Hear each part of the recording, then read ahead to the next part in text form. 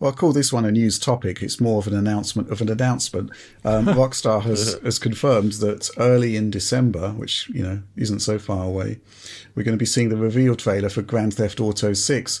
I was sort of in two minds as to whether to even discuss this in DF Direct Weekly because Right.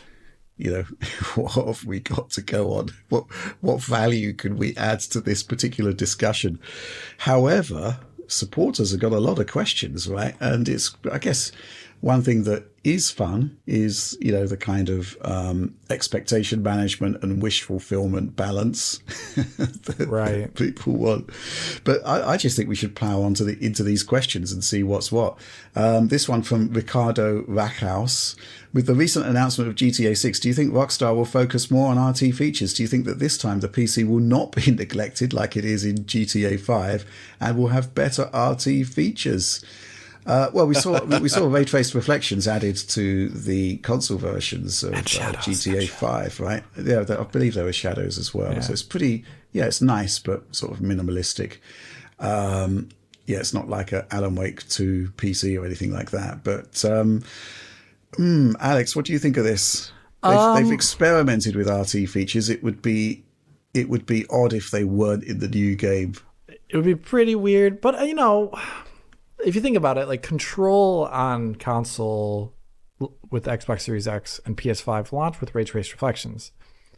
But for the release of Alan Wake 2, same engine, iterative upgrade over it, but with some big differences, obviously didn't include ray tracing of the hardware variety on consoles. So I would say it would make a lot of sense, but if they are, for them to have RT, for example, on the consoles and maybe eventually in a PC version, but if they are focusing on using that current GPU power elsewhere, maybe to, like really pump up like the sky simulation like we saw like in Red Dead Redemption 2, or do some other things, because I don't think it's just going to be the same graphical package like we saw in our Red Dead Redemption 2. It's probably going to have a lot of really interesting upgrades over it. Then maybe they won't actually be focusing core on RT, or at least for the initial launch, and maybe it'll be coming in later. It's really hard to know with them because they're such a secretive studio, like to the level of just like I just saw a comment the other day, like Rockstar is one of the few anything in the games industry where they can just announce something and everyone pays attention to it regardless. Like most most other you can't just shadow drop stuff usually. Like you usually don't get away with that, but for some reason Rockstar gets away with all the way they act. But yeah, it's kind of interesting to see. I don't want to be too speculative here. Since they did have it in GTA 5, but that was a game with like a very different load balance. Like it was already a last gen game and they put RT on top of that. So there was enough CPU and GPU to do that. I don't know if they'll do the same for a game that has much higher requirements as a base.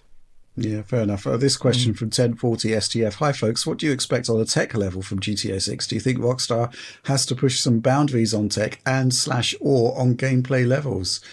Thoughts on this one, John? I mean, you'd expect to see, a much higher level of simulation in the city for starters. Yeah, I mean, this is always tough to say, but given their track record, when you look at the leap from GTA 5 to Red Dead 2, it was pretty significant, and they placed a huge premium on world simulation in Red Dead 2, and GTA 5 honestly was already pretty amazing in that regard, especially considering the target hardware was a PS3 and a 360, right?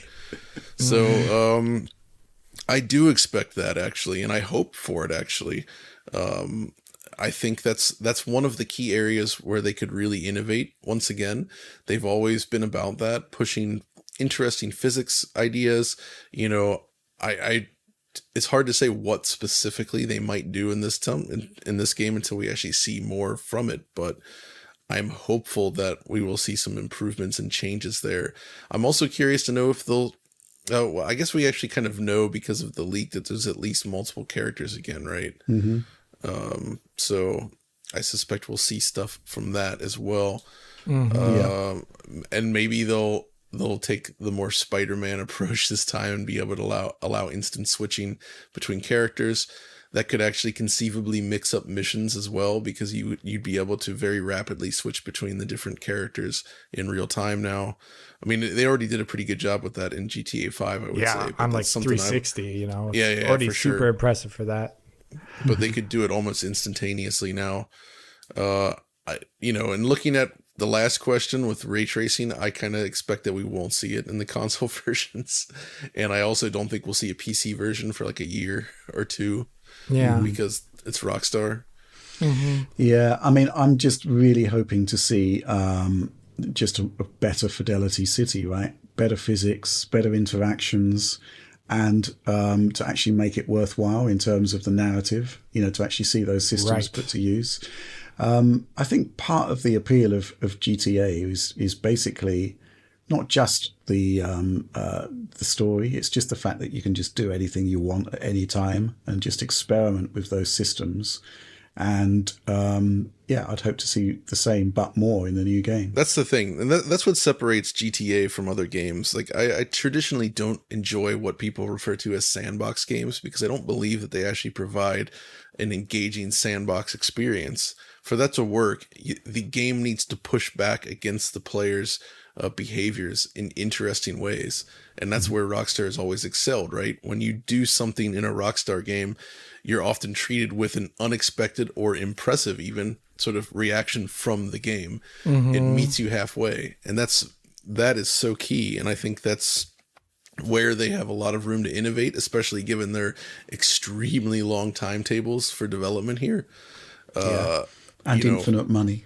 And infinite money, effectively. Yeah. So when you look at it like that, that's kind of, we don't know what this is going to look like, because we haven't seen Rockstar attempt a city-based game like this since the PS3 era, because Red Dead, for everything it's doing, it's still fundamentally not like an urban-based game, right? There are cities, but it's nothing like Grand Theft Auto. And with GTA 5 still being rooted on PS3 era hardware, there's a lot that could happen here. And that is actually genuinely exciting to see. Mm-hmm. Absolutely, yeah. That kind of answers the question from Paul Calamato as well, who's basically reminding us that the last GTA game was built for the triple. Which, obviously on Twitter this week, everyone's been posting the pictures of themselves when GTA 5 came out, and then now when the GTA 6 trailer is coming out. That's when I moved to Europe. So. Yeah, just astonishing stuff. Interesting question here from Uncle Mo. Hi DF crew, exclamation point. Now that we know the GTA 6 trailer will be revealed early next month, I'm preemptively dreading the likely scenario of Rockstar staying silent on the existence of the PC version, as they usually do. However, with the massive success and revenue of GTA Online, do you think Rockstar and/or Take-Two may consider a simultaneous console and PC release for a change?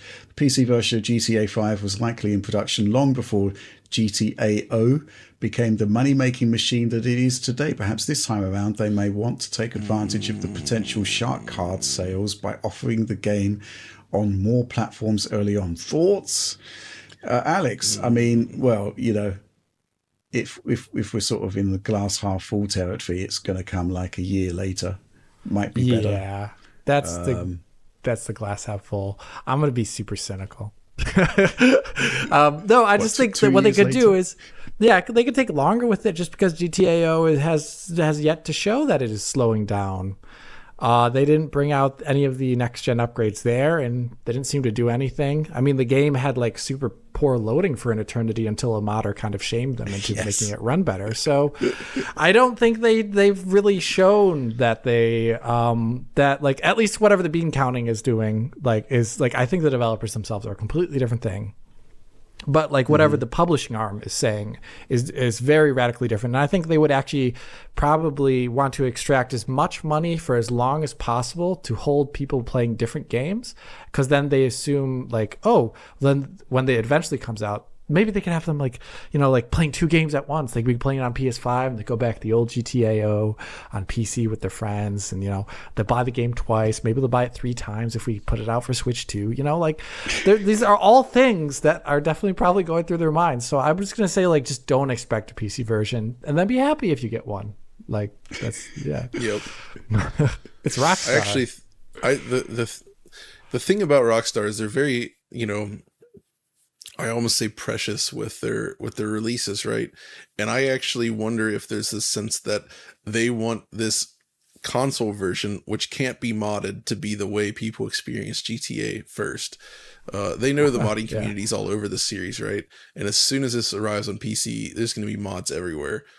And I almost feel like they don't want that, right? Mm-hmm. Like they want the initial experience of GTA to be free of any of that.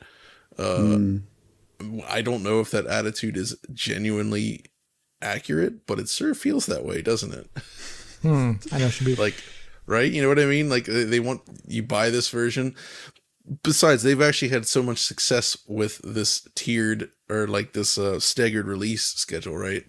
Like for better or for worse, it sucks, but that's how it is, right? You release it first on one platform, and then it's so big they could see, all right, now it's coming to PC, big hype cycle again, and then after that, who knows? Maybe they're like, now it's coming to the new Switch, maybe, and then it's like, now there's a PS6 and Xbox. You gotta get that cross-gen version in there, yeah. Well, PS5 Pro, but then again, they didn't do an update for PS4 Pro. For GTA no, they 5. didn't.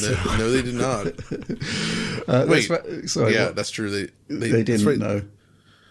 That's wild, yeah, because they did the PS5 version, but they didn't do. All right, 4 Pro. No, they didn't. Why not? Who knows? Better things to do, possibly. Final question from Esteban Artavia. With GTA 6 in development for so long and Take-Two probably eager to sell hundreds of millions of copies as usual, could we possibly end up with a cross-gen GTA 6? Maybe even patch later to do an improved version, or is the current gen market big enough to ignore last gen entirely, despite probably accounting for tens of millions of sales for them? Ah, God, I hope it's not cross-gen. It would just, I think, the one thing about GTA games is that they sell forever, right? Which, you kind of think that targeting the current generation would just fundamentally make more sense because, rather than looking back, they're looking forward. And they're looking at a rollout of a new GTA Online. And, I don't know what the split is on titles like Resident Evil 4 that go back and produce a PlayStation 4 version, but I don't think it's statistically that relevant at the moment to justify holding back the game. Yeah, Rockstar, they don't need to do that, right? People will come to GTA. Yeah, that is a great way to put it, John. Right? They will come. Yeah, they certainly will. I actually misread this question at first, though, and thought he was talking about next-gen, cross-gen. Yeah, I read that too. I was like, is this going to be a PS6 game? And I actually think it will be. It will absolutely. be. Yeah. It's kind of mind-blowing to think that there wasn't a GTA game built for the PS4 and Xbox One. That's pretty funny, actually. My gosh. They went from releasing like a bunch during the PS2 generation. Yeah, 3 big games PS2, and then 2 games during the next gen, then 0 games. And it just shows how much more complex they've become to develop, of course. Mm-hmm. But I'm actually also excited to see this trailer stylistically, to see what they do with it, because they always have excellent trailers. Mm-hmm. I mean, regardless of how you feel about GTA 4, the original Koyaanisqatsi reveal trailer was insanely good, I thought. Having the Philip Glass music timed to it with all those like shots. They said so much, like it set the tone, but it was also showing, hey, now we have real-time dynamic shadows and doing all these like shots, like recreating the feeling of that film, but using Grand Theft Auto assets, and it was phenomenal. It's smart. Yeah. Very, very well done.